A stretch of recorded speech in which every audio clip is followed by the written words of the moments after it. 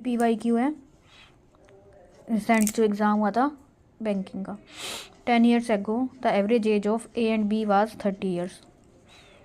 तो A और B और अभी हमारा C भी आएगा, तो हम पहले ले लेते हैं X Y Z, ये प्रेजेंट एज लिख दी हमने।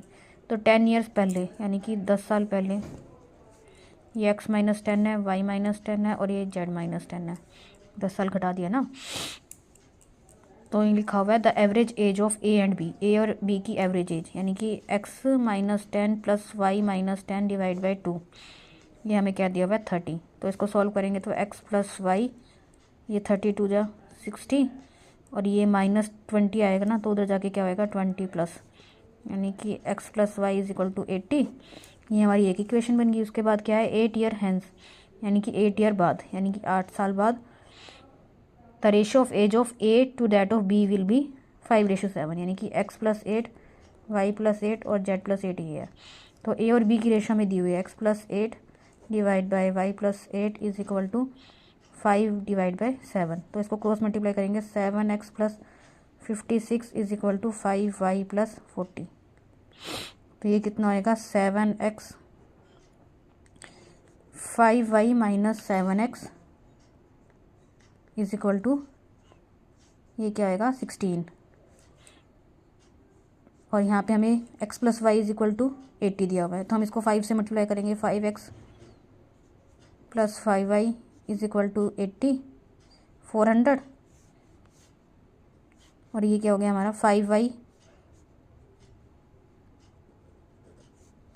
7X + 5Y = 16। ये प्लस हो गया, ये माइनस हो गया, साइन चेंज कर दिए, तो ये तो हमारा कैंसिल हो गया। ये क्या हो गया हमारा 12X = 384 आएगा। ये X = 12 3 जा 36, 12 2 जा 24। तो ये X की वैल्यू आ गई। Y की वैल्यू कैसे आएगी, इसमें पुट कर देंगे। तो Y की वैल्यू क्या आएगी 80 - 32, यानी कि क्या आएगा 8, 7 में से 3 क्या 4। हमें निकालना क्या है Z की वैल्यू, यानी कि C की वैल्यू, C की एज।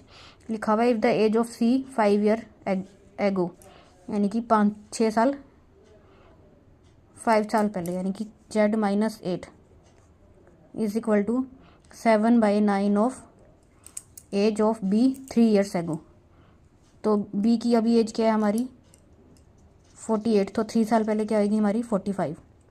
तो ये हो गया 9 5 जा 45, 7 5 जा 35 + 8 40।